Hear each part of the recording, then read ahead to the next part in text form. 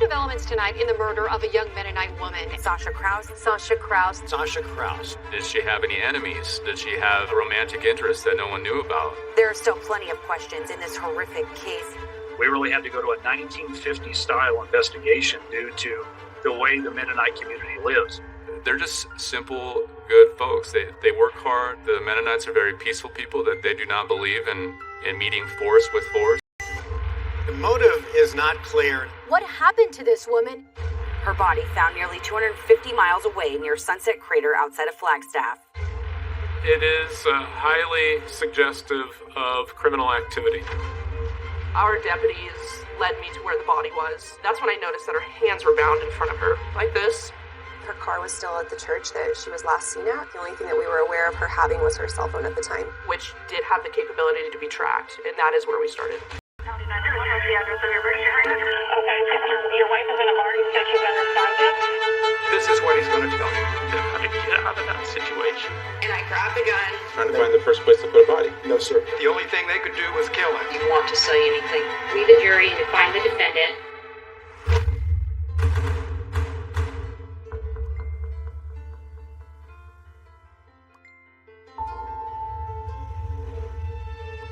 If you were to commit an offense and had an object to dispose, Coconino County would be a good choice for a perpetrator because of its vastness. So where is she? Straight ahead. These are our tracks here. There's sometimes. Okay. When I arrived, our deputies led me to where the body was, and I observed a woman. Bridget is a rigor mortis. She was real stiff. She was lying face down, and I immediately noticed the way she was dressed. That's sort of what stood out to us. She was dressed conservatively. She was wearing a long dress. She was wearing a white fleece jacket.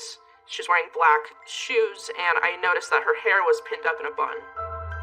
It didn't look like somebody who had maybe been out on a hike and had a medical emergency falling down, or somebody who was maybe even camping in the area. It did look out of the ordinary for where we were. So I walked the area. I looked for any evidence that could be in the area. The death investigator helped me to roll the body over. That's when I noticed that her hands were bound in front of her. Like this. And there was a tape around her hands and around her wrists. Maybe there was a hint that there was a sexual assault, perhaps, but not much else was known at the time. We believe, according to our medical examiner, that she was killed where she was found. During the autopsy is when we learned that she had died from a gunshot wound to the head and blunt force trauma to her head. It's one of those cases that catches your attention because there's so many questions. We'll go check the camp. We'll just try to see if maybe we can ID her. There was nothing to identify her at the scene. That night, or maybe early the next morning, one of our deputies was just doing an internet search, really, and had found a missing persons flyer for Sasha Krause. She was a missing person from New Mexico, which was, again, a question because she was so far away from home.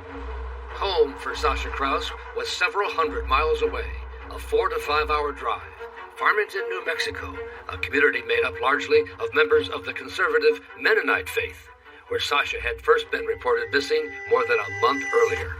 911, what's the address of the emergency? Okay, there's a girl named Sasha Krause.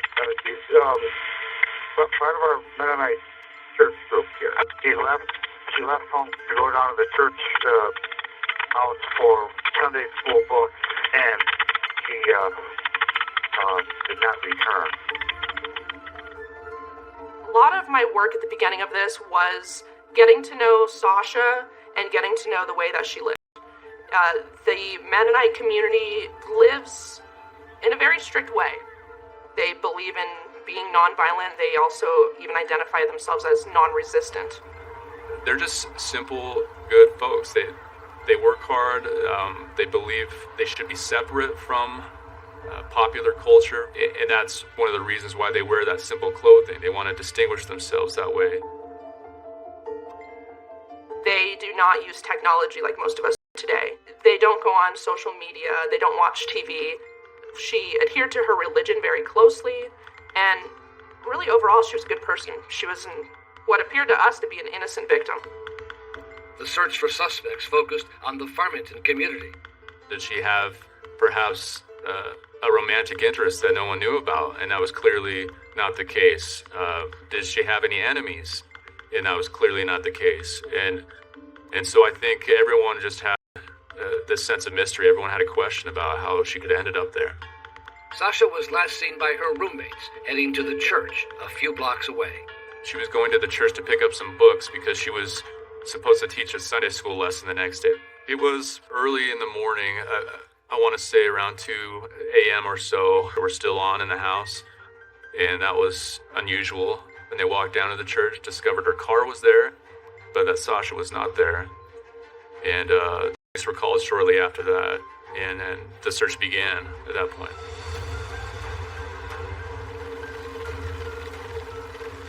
Sasha Krause was reported missing January 18th, a surprise, to say the least, to Samuel Kuhn, a coworker of Sasha's at Lamp and Light Publishers in New Mexico. Sasha was a person of utmost integrity. She loved her Lord. She took life very seriously. It was obvious to us from the first that she had been abducted because of the type of person she was. She would not have just walked off. You come on in here. You got to see that chair right there for me. Perfect. Thank you, sir. Sam Kuhn was one of the first residents brought in for questioning. Naturally, being that he and his wife were in the area where we believe she went missing around the same time. So I did look into him. So you didn't take Sasha? No, you didn't hide Sasha. You didn't kill Sasha. I saw some tears were up in your eyes. What was that? Well, as you know, I worked next to Sasha. She was not from my background. And I wasn't exactly either. It's okay. It's okay.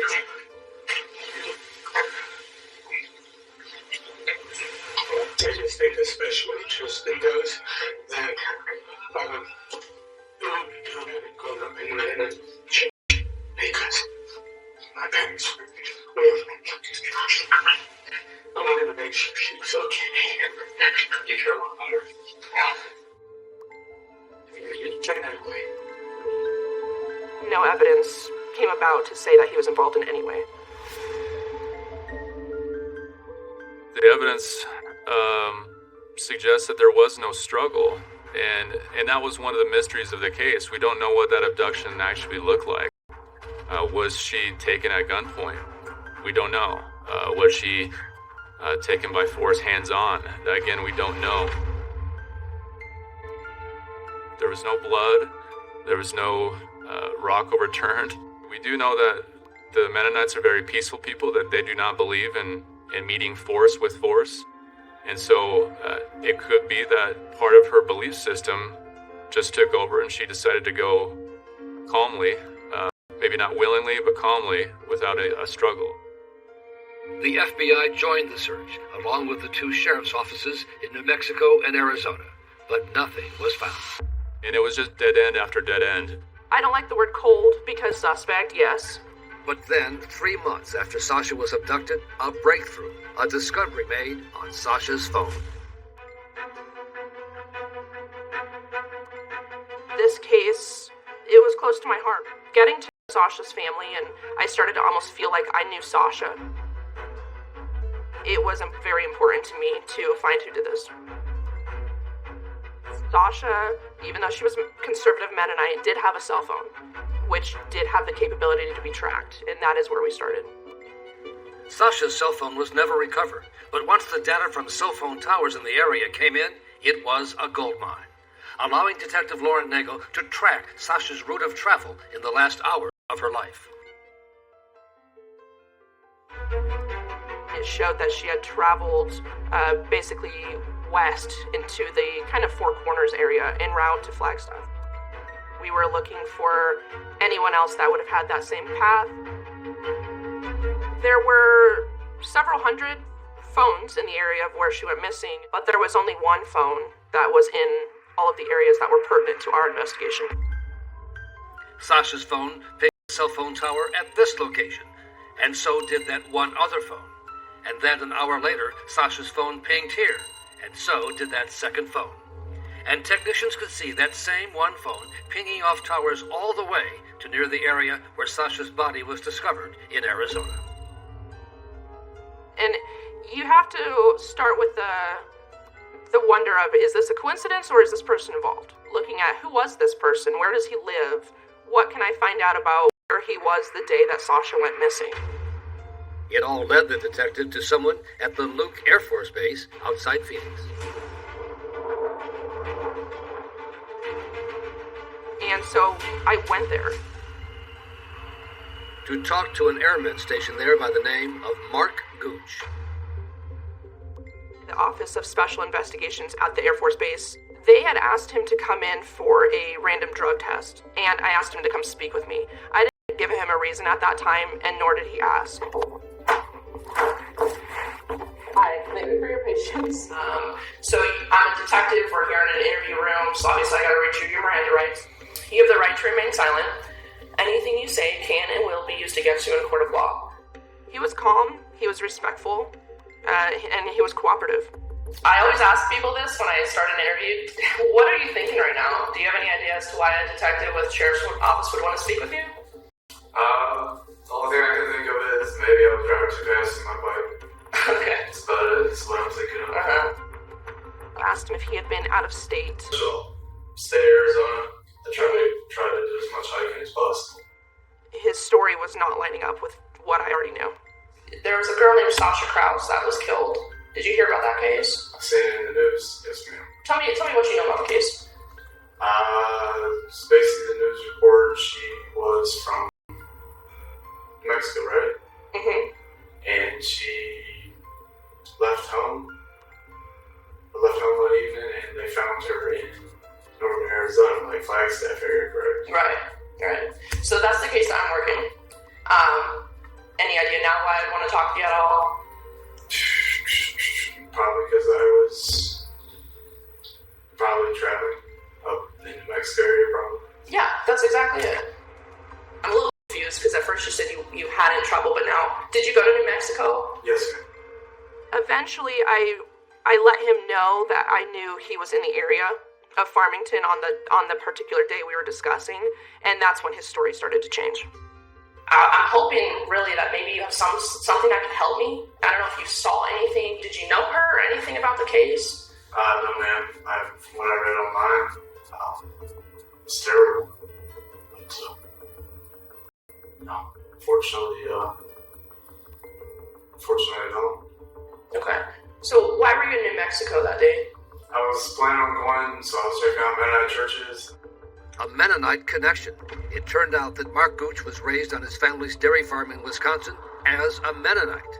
Another piece of the investigative puzzle for Detective Nagel. Are you still Mennonite? I don't really know how to word that. I tried to go to, I was trying to find a Mennonite church for all to go to, and they're just really too far to travel. Okay.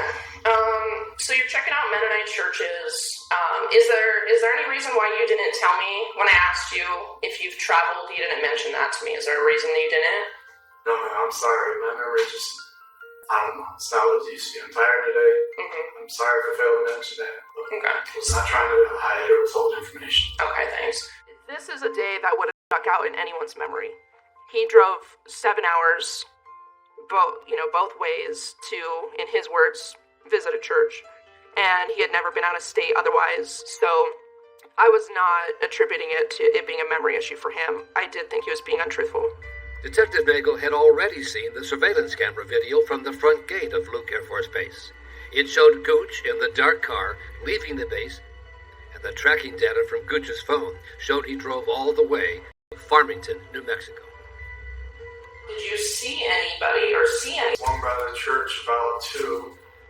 Mark used the phrase, swung by. I swung by the church. And I knew that he had been in the area of the church for multiple hours. So you were there. From what I'm understanding, it doesn't sound like you were there for very long. No, man. And then where did you go after that?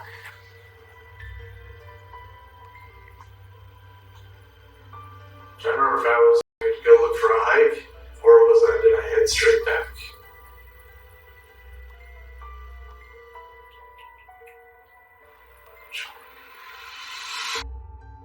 Okay. So am I understanding correctly? You don't remember stopping anywhere? No. Is that fair to say? Yes. Okay. Do you remember what time you got back here to home? It was fairly late. It's probably 8 or 9. The video from the front gate at Luke Air Force Base told a different story. He came back just before 7 a.m. the next morning. We could see that he walked from his vehicle to his room, and he was carrying something, but the security footage is not good enough to know for sure what he was carrying. Later that day, we had obtained additional footage of him carrying something to an area where we knew that there were dumpsters. After about 50 minutes, Mark Gooch may have thought the interview was almost over. Cool. Let me go, kind of just review what we talked about, see if I have any other questions for you. I know you're out of water. Can I get you another water? It was far from over.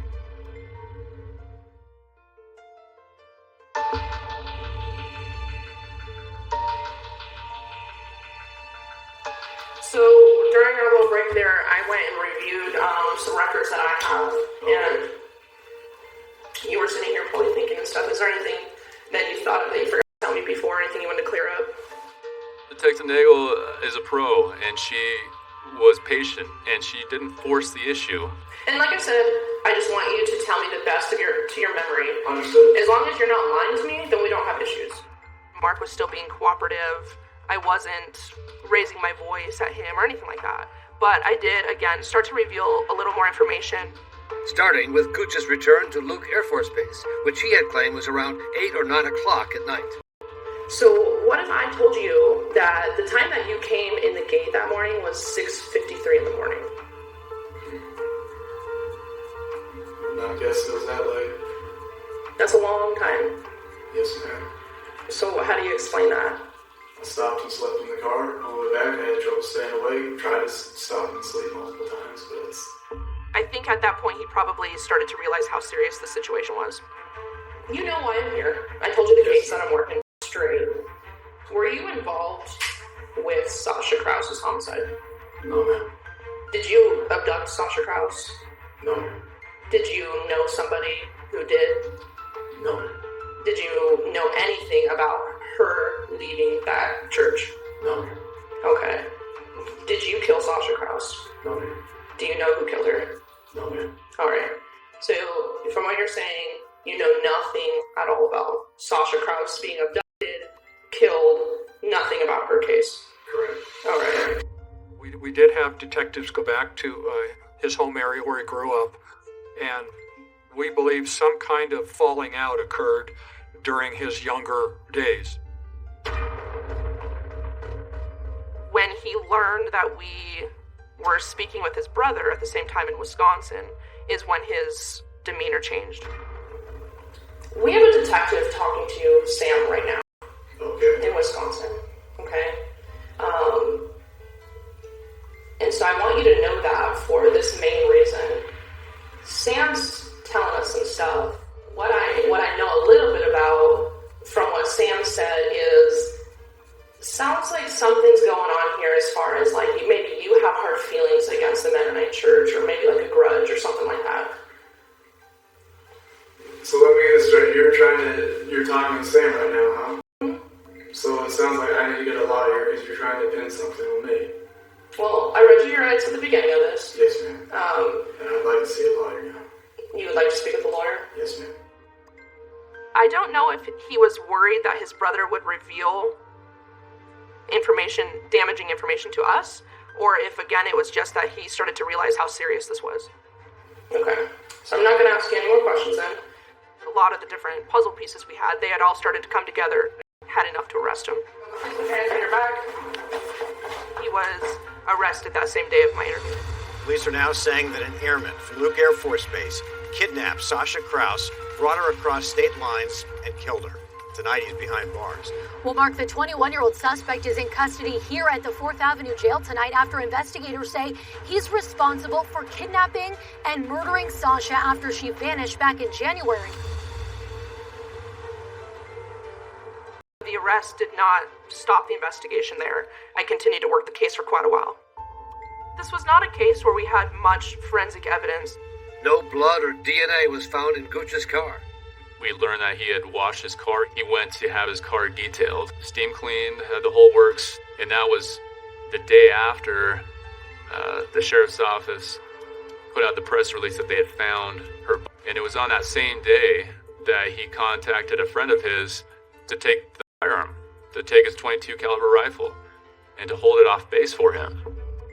The friend turned the rifle over to police just before Gooch's brother Sam was coming to take the gun and get rid of it. And the police actually set up a sting operation. Target just pulled into the second parking spot. And so they set up a place for him to retrieve the gun. And the police were waiting to see if Sam Gooch would show up, and he did show up. Hey, call it in.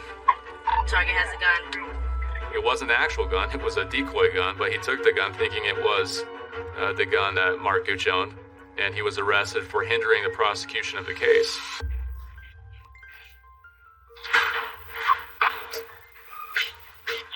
And obviously now, you're wrapped up in this whole mess.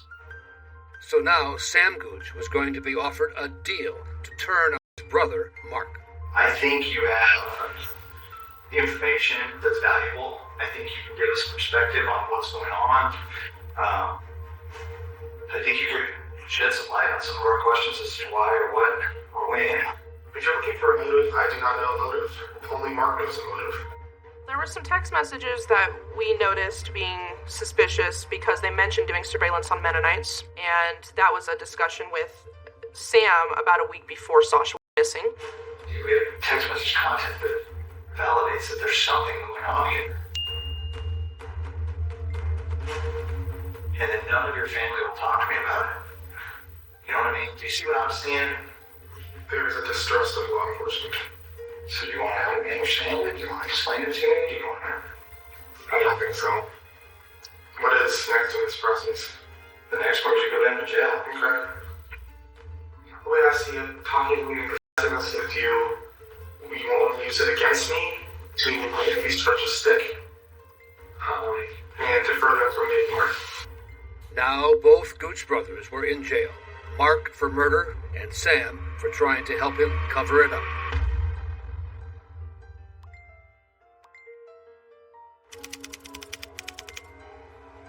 Opening statements by the prosecution are underway in the trial of Mark Gooch in Arizona. He is accused of murdering a Mennonite woman, Sasha Krause. All right, at this time, the lawyers will be permitted to make their opening statements. Ladies and gentlemen, you will hear from over 30 witnesses in this case. Of course, you won't hear from Sasha. She won't get to tell her story. But who ambushed her at her own church, who duct taped her wrists together, who bashed her head, and who ultimately shot her in the back of the head, murdering her.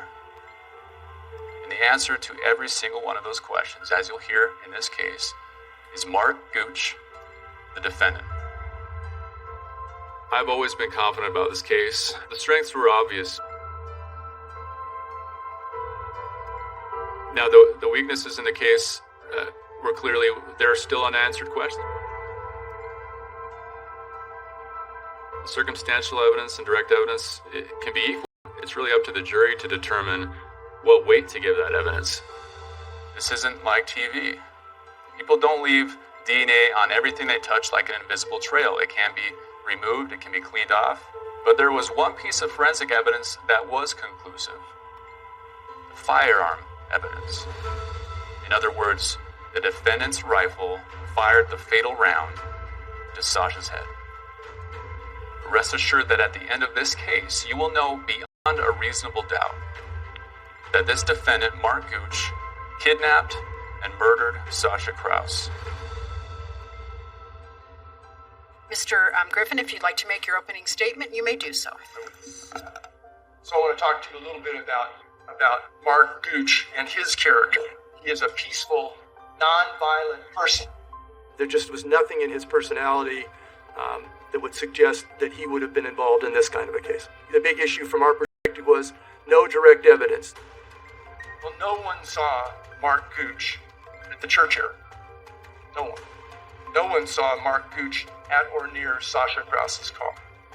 No one saw Mark Gooch in the church building. No one saw Mark Gooch leave the area. Nobody saw Mark Gooch's car at any time. So all of that's important. At the scene of the church area where the disappearance occurred, there's not a sign that Mark Gooch was ever there. No tire tracks, talked about nobody saw his car. There is not a fingerprint on the door. There's not a hair or a fiber found. And the bottom line is that the state has really no motive whatsoever to try to suggest that a peaceful, nonviolent person who didn't know this individual would have had any reason whatsoever to conduct the law. Thank you, Mr. Griffin. Mr. Barker, you may call your first witness. State calls Lily Petrie. The prosecution began with one of Sasha's housemates and fellow workers. And you're a Mennonite, is that right? That's right. Okay, and you have a certain way of dressing. Can you describe just... We believe that the Bible teaches modesty, and so we dress this way to be modest. And our head covering is like the subjection. She testified that she and Sasha had dinner just before Sasha left for the church that fateful night. Did you ever see Sasha again after you had dinner with her that night? I did not.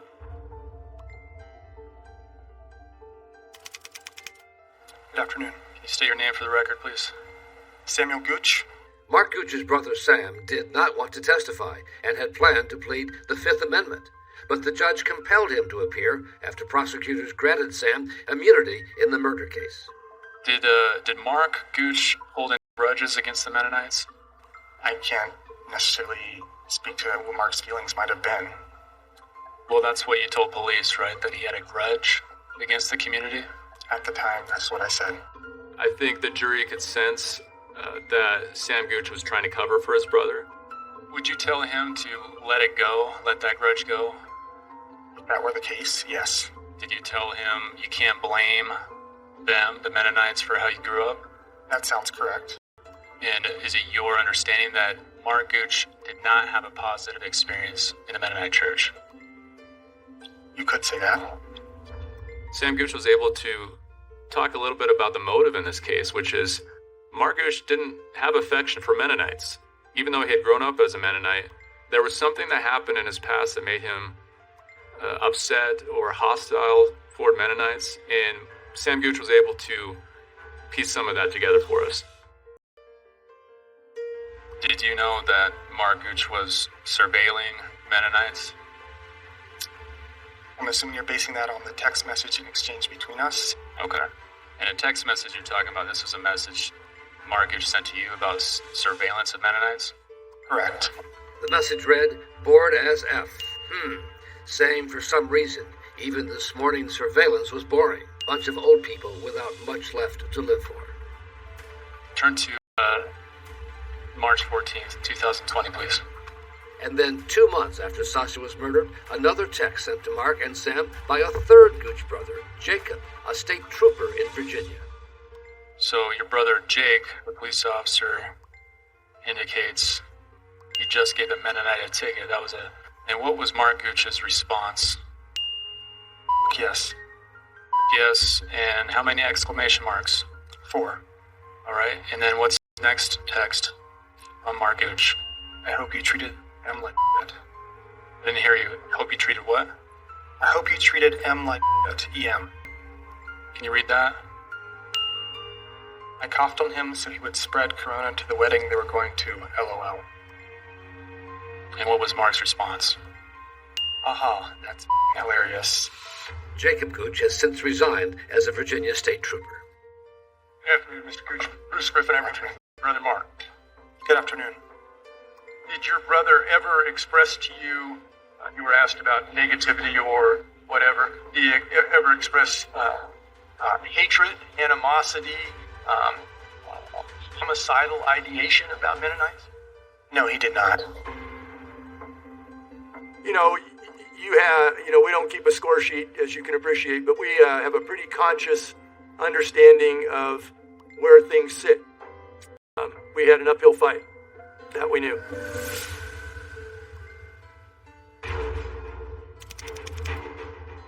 Can we publish to the jury? Just have the detective raise that up and show the jury, please. Prosecution witnesses testified there was no doubt that Mark Gooch's rifle fired the bullet that killed Sasha Krause, showing the weapon and the bullet removed from Sasha's skull. The one piece of forensic evidence that tied the defendant directly to the murder, which was the gun evidence. So Gooch's defense lawyer, Bruce Griffin, began his case with his own firearms expert. There are overwhelmingly more differences than similarities. And so the conclusion that I have to reach is that the rifle, at least in its current condition that was given to me, did not produce those same stria to match that of the evidence bullet. Thank you, Mr. Griffin. Mr. Barker? Let's just be clear about your conclusion. It's inconclusive, is your conclusion, right? That is correct. It would be what's called by AFD as an inconclusive. You're not eliminating this bullet from being fired from item 44, right? Correct. And that's an important distinction to be made between inconclusive and it couldn't have fired that bullet. The next witness for the defense was Mark Gooch's father, James, who had come in from Wisconsin for the trial. We are part of the Mennonite Church and have been attending since 1990. Did Mark stop participating because he had a philosophical difference, or can you tell us from your perspective why he stopped? If you know. To the best of my knowledge, he wasn't of a converted heart. And at that point, I don't think he felt the need for it. Your presence, did he ever exhibit any indication of violent behavior? No, sir. Any indication of aggressive behavior toward others physically? No, sir. His father's a man of few words, big belief, few words. But even the father's few words gave prosecutor... He doesn't have a converted heart. What is a converted heart? What the scripture says is you've turned from darkness to light.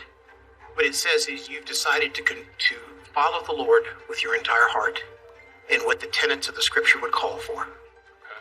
So he had not yet turned from darkness to light. Right. All right.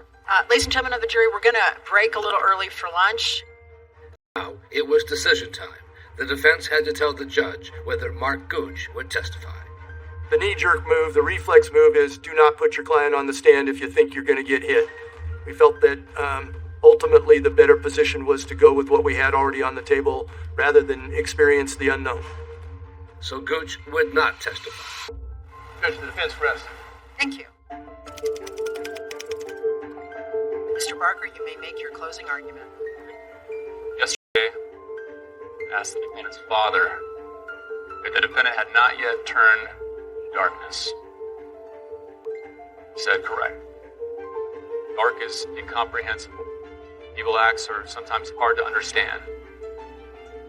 But you can consider motive. Things like the fact that he was surveilling Mennonites, offensive texts about Mennonites. You heard Sam Gooch testify reluctantly that he kind of had a grudge. That's what he told the police against the Mennonites.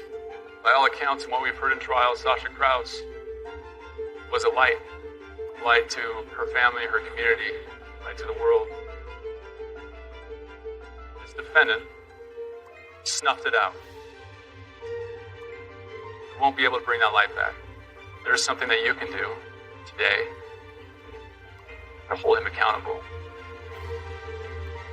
That's why the state's asking you to find the defendant guilty of charges. Mr. Griffin, would you like to make your closing argument? The state's worked hard to try to suggest to you that there is motive in this case because of two text message scenarios over a 4-year period that have some relationship to a Mennonite topic. Wouldn't you think it would be just the opposite? That there would be bunches and bunches and bunches of references to Mennonites and hating Mennonites and spewing vile and making plans if that was the intent here. That's not the situation. The big issue from our perspective was no direct evidence. The burden is now yours to decide how you're going to deal with established reasonable doubt, lack of objective forensic evidence linking Mr. Gooch to the crime, in the sea of circumstantial stuff that the state has presented. And we challenge the jury to find a verdict given those weaknesses. After afternoon and went home for the weekend without a verdict. So we felt, going into a second day, that there obviously was some debate. That night, I recall not sleeping well, thinking, well, what could I have done more? Verdict did not come until the following Wednesday. The jury has returned